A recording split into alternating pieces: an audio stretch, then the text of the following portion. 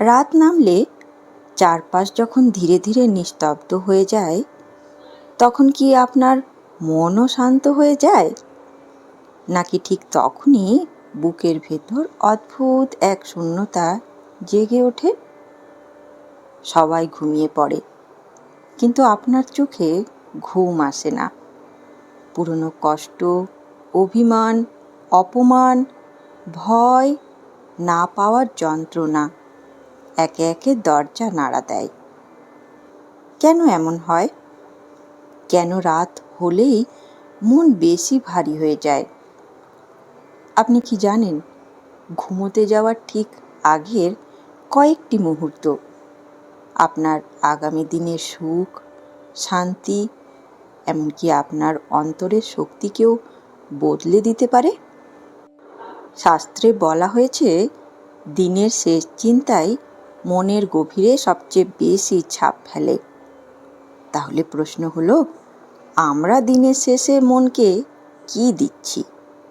অভিমান, রাগ, হতাশা, নাকি ঈশ্বর? আজকের এই কথাগুলো শেষ পর্যন্ত শুনুন, কারণ আজ হয়তো আপনি এমন একটি সত্য জানতে চলেছেন যা আপনার রাত, আপনার মন, এমনকি আপনার জীবনও বদলে দিতে পারে। মানুষ সারাদিন অনেক কিছু সহ্য করে। কেউ কথা দিয়ে আঘাত দেয়, কেউ আপনাকে বুঝতে পারে না, কখনো নিজের মানুষও দূরে সরে যায়। আপনি হয়তো বাইরে থেকে হাসছেন, কাজ করছেন, সংসারও সামলাচ্ছেন, কিন্তু ভেতরে ভেতরে ভেতরে ভেতরে মন ক্লান্ত হয়ে পড়ে। আর রাত হলেই সেই ক্লান্ত মন কথা বলতে শুরু করে। দিনের বেলা আমরা নিজেদের ব্যস্ত রাখি, কিন্তু রাত আমাদের একা করে দেয়। আর তখন মনের গোপন ঘরগুলো খুলে যায়। সেখানে জমে থাকে অভিমান, অপূর্ণ ইচ্ছে, হারানোর ভয়, ভবিষ্যতের দুশ্চিন্তা, এবং সবচেয়ে বড় কথা, নিজের প্রতি জমে থাকা অদৃশ্য কষ্ট। আপনি কি খেয়াল করেছেন, দিনে যে বিষয়টাকে তেমন বড় মনে হয় না, রাতে সেটাই পাহাড় হয়ে যায়? কেন? কারণ তখন বাইরের শব্দ থেমে যায় আর ভেতরের শব্দ জেগে ওঠে। কিন্তু এখানেই একটা গভীর সত্য আছে, মন কখনো শূন্য থাকে না। আপনি যদি তাকে আলো না দেন, সে নিজেই অন্ধকার ডেকে আনবে। আপনি যদি তাকে ঈশ্বরের নাম স্মরণ না দেন, সে দুঃখের স্মৃতি নিয়ে বসে থাকবে। এই কারণেই ঘুমোতে যাওয়ার আগে মনের দরজায় কি রেখে যাচ্ছেন সেটা ভীষণ গুরুত্বপূর্ণ। কারণ দিনের শেষ চিন্তাই অনেক সময় আগামী সকালের প্রথম অনুভূতি হয়ে ফিরে আসে। অনেক কাল আগে একজন মহাপরাক্রমশালী রাজা ছিলেন। তার নাম পরীক্ষিত, অর্জুনের পৌত্র, অভিমন্যুর পুত্র। শক্তি, সম্মান, ঐশ্বর্য কিছুই তার কম ছিল না। কিন্তু জীবনের সবচেয়ে বড় শিক্ষা মানুষ অনেক সময় পায় যখন সব কিছু হঠাৎ বদলে যায়। একদিন শিকারে গিয়ে রাজা ভীষণ ক্লান্ত ও তৃষ্ণার্ত হয়ে পড়লেন। তিনি এক ঋষির আশ্রমে পৌঁছলেন। ঋষি তখন গভীর ধ্যানে নিমগ্ন। রাজা কথা বললেন, কিন্তু কোনো উত্তর এলো না। সেই মুহূর্তে ক্লান্তি, ক্ষুধা আর অহংকার তার বিচার বুদ্ধি ঢেকে দিল। রাগের মাথায় তিনি একটি মৃত সাপ তুলে ঋষির গলায় ঝুলিয়ে দিলেন এবং চলে গেলেন। কিন্তু কর্মের ফল ফিরে আসতে দেরি হয় না। ঋষির পুত্র সেই ঘটনা জেনে ক্ষুব্ধ হয়ে অভিশাপ দিলেন, 7 দিনের মধ্যে সাপের দংশনে রাজার মৃত্যু হবে। ভাবুন তো, আপনাকে যদি বলা হয় আপনার হাতে মাত্র 7 দিন সময়, আপনি কি করবেন? কাঁদবেন, ভেঙে পড়বেন, সব বাঁচানোর চেষ্টা করবেন? রাজা পরীক্ষিত প্রথমে স্তব্ধ হয়ে গেছিলেন, কিন্তু তারপর তিনি এমন একটি সিদ্ধান্ত নিলেন যা তাকে অমর করে দিল। তিনি বুঝলেন, ধন নয়, রাজ্য নয়, শেষ মুহূর্তে শুধু ঈশ্বরই আশ্রয়। তিনি সব ছেড়ে গঙ্গার তীরে বসে পড়লেন এবং শ্রী শুকদেবের মুখে শুনতে শুরু করলেন ভগবানের কথা, শ্রীমদ্ ভগবতের অমৃত কথা। দিন কেটে গেল, প্রতিটি মুহূর্তে তার মন সংসার থেকে সরে ঈশ্বরের দিকে ফিরতে লাগল। মৃত্যুর ভয় ধীরে ধীরে শান্তিতে বদলে গেল। 7 দিনের শেষে মৃত্যু এলো, কিন্তু আতঙ্ক নয়, তার অন্তরে তখন ছিল ঈশ্বর স্মরণ। এখন শুনুন সবচেয়ে গভীর শিক্ষা। আমরা প্রতি রাতে ঘুমোতে যাই, কিন্তু কে জানে আগামীকাল আমাদের জন্য অপেক্ষা করছে কি না। এটা ভয় দেখানো নয়, এটা জীবনের সত্য। তাহলে কি দিনের শেষ মুহূর্ত রাগ, কষ্ট, দুশ্চিন্তায় ভরিয়ে রাখবো, নাকি রাজা পরীক্ষিতের মতো অন্তরের কয়েকটি মুহূর্ত ঈশ্বরের দিকে ফিরাবো? কারণ যে মন নিয়ে রাত শেষ হয়, অনেক সময় সেই মন নিয়েই নতুন সকাল শুরু হয়। এবার চলুন ঠাকুর শ্রী রামকৃষ্ণদেব এই বিষয়ে কি বলেছেন তা জানি। রাজা পরীক্ষিতের কাহিনী আমাদের একটি গভীর সত্য শেখায়। জীবন অনিশ্চিত, কিন্তু মনকে কোথায় স্থির করব সেই সিদ্ধান্ত আমাদের। এই জায়গাতেই মনে পড়ে ঠাকুর শ্রী রামকৃষ্ণদেবের সেই গভীর বাণী, যেমন ভাব তেমনি লাভ। কি আশ্চর্য গভীর কথা, তাই না? সহজ, অথচ জীবন বদলে দেওয়ার মতো। দিনের শেষে যদি আপনার মন শুধু দুঃখে ভরে থাকে, তবে সেই দুঃখই অন্তরের শিকড় গাড়বে। যদি মন শুধু অপমান মনে রাখে, তবে ঘুমের মধ্যেও এই বিষ নীরবে কাজ করবে। কিন্তু যদি দিনের শেষে আপনি ঈশ্বরকে স্মরণ করেন, তার চরণে মন রাখেন, তবে অন্তরের ঢেউ ধীরে ধীরে শান্ত হবে। ঠাকুর আরেক জায়গায় বুঝিয়েছিলেন, সংসারে থাকো কিন্তু মন ঈশ্বরে রাখো।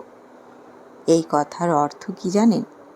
এই মানে এই নয় যে সংসার ছেড়ে চলে যেতে হবে, বরং এর মানে কাজ করুন, দায়িত্ব পালন করুন, ভালোবাসুন, কিন্তু নিজেকে এমনভাবে জড়িয়ে ফেলবেন না যেন সব হারালে আপনিও ভেঙে পড়েন। এই যে আমার আমার আমার আমার কষ্ট, আমার অপমান, আমার আশা, আমার ভয়, এই আমারের জ্বালাই তো মায়া।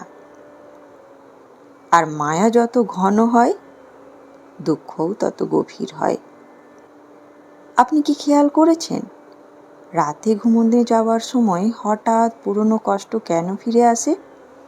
কারণ তখন মায়ার বন্ধনগুলো বেশি টের পাওয়া যায়। যাকে হারিয়েছেন, যে কথা কষ্ট দিয়েছে, যা পাননি, সব যেন এসে বসে পাশে। কিন্তু ঠাকুর যেন মৃদু হেসে বলেছেন, ও সবকে এত শক্তি দিও না, মন ঈশ্বরে দাও। একবার ভাবুন, যে মানুষ সারাদিন পৃথিবীর ধুলো মেখে থাকে, সে যদি রাতে স্নান না করে শোয়, কেমন লাগবে?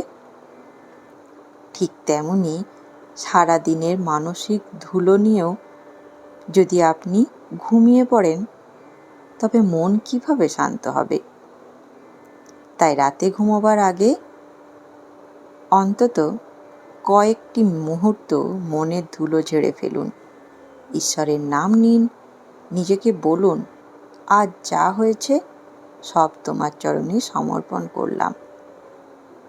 কিন্তু শুধু ঠাকুর নয়, এই একই সত্য শ্রীমদ্ ভগবতেও গভীরভাবে বলা হয়েছে, এবং গীতার সেই বাণী শুনলে আপনার মনও হয়তো আরও শান্ত হবে।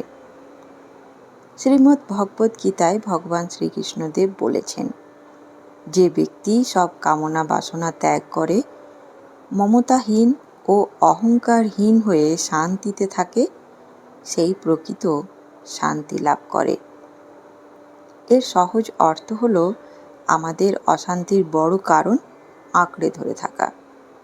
এটা আমার, এটা কেন হলো, ও আমাকে কষ্ট দিল কেন, এই ভাবনাগুলোই মনকে ভারী করে তোলে।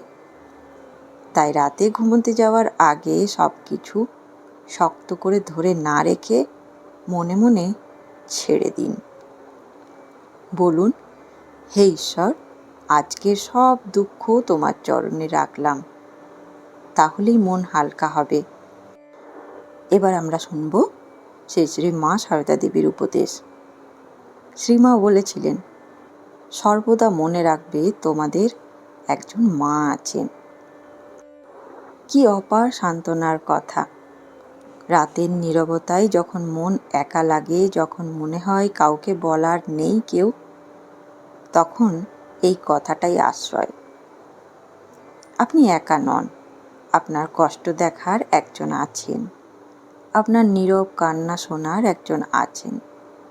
তাই ঘুমোতে যাওয়ার আগে শুধু এইটুকু বলুন, মা, আজ সারাদিন যা হয়েছে সব তোমার কাছে রেখে ঘুমোতে যাচ্ছি। দেখবেন বুকের ভেতরের অস্থিরতা ধীরে ধীরে গলে শান্তিতে বদলে যাবে। চলুন এবার সেই মুহূর্ত যখন আমরা জানব রাতে ঘুমোতে যাওয়ার আগে 5টি ছোট্ট ছোট্ট করণীয়। প্রথম, দিনটা ঈশ্বরের চরণে সমর্পণ করুন। মনে মনে বলুন, আজ যা হয়েছে ভালো মন্দ সব তোমার কাছে রাখলাম। দ্বিতীয়, একবার ঈশ্বরের নাম স্মরণ করুন। মাত্র 1-2 মিনিটও যথেষ্ট। নাম স্মরণ মনকে ধীরে ধীরে শান্ত করে। তৃতীয়, কাউকে নিয়ে কষ্ট থাকলে ছেড়ে দিন। আজ নয়, কালও নয়, কিন্তু অন্তত এই রাতে মনকে বিষ দেবেন না। চতুর্থ, 3টি কৃতজ্ঞতার কথা মনে করুন। আজ কি পেয়েছেন ছোট্ট হলেও ভাবুন। কৃতজ্ঞতা মনকে আলোয় ভরে দেয়। পঞ্চম, শান্ত মনে ঘুমোতে যান। নিজেকে বলুন, আমি ঈশ্বরের আশ্রয়ে আছি, ভয়ের কিচ্ছু নেই। বন্ধুগণ, হয়তো জীবনের সব প্রশ্নের উত্তর আজই মিলবে না।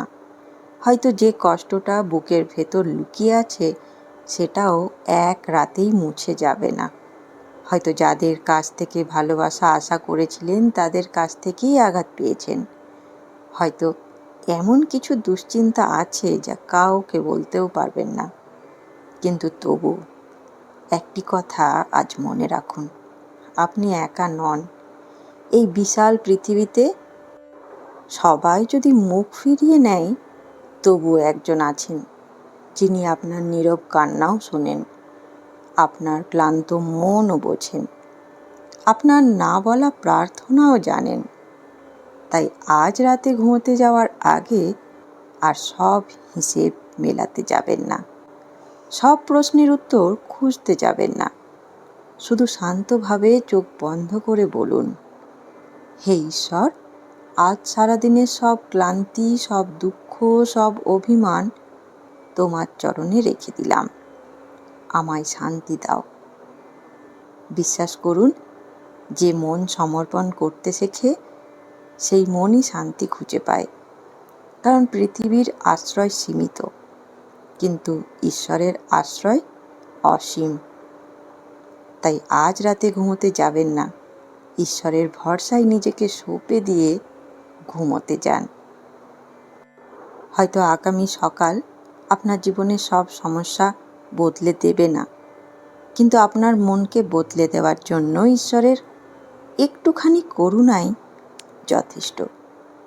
মনে রাখবেন, যে হৃদয় ঈশ্বরের কাছে মাথা রাখে সে কখনো সত্যিই একা নয়। ধন্যবাদ। ভালো থাকবেন। ভিডিওটি ভালো লাগলে অবশ্যই ভিডিওটিকে একটি লাইক এবং শেয়ার করতে ভুলবেন না। সাথে আরেকটি অনুরোধ, যদি এখনও অবধি ঠাকুর মা ও স্বামীজির এই চ্যানেলটিকে সাবস্ক্রাইব করে না থাকেন, তাহলে অনুরোধ রইল চ্যানেলটিকে সাবস্ক্রাইব করে নেবার, যাতে তাদের এই বাণী আপনার কাছেও সবার প্রথমে পৌঁছে যায়। ধন্যবাদ।